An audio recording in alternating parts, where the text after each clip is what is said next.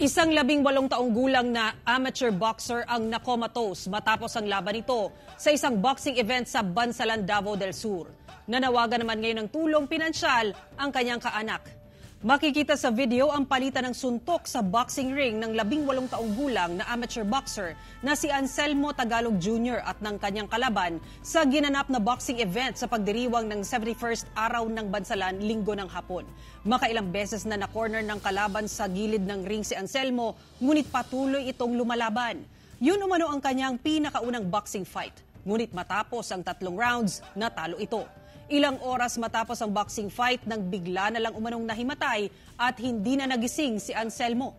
Agad itong dinala sa intensive care unit ng pribadong ospital sa Digo City kung saan napag-alaman na may blood clot sa ulo nito. Inilipat siya sa Southern Philippines Medical Center sa Davao City at inoperahan Miyerkules ng madaling araw.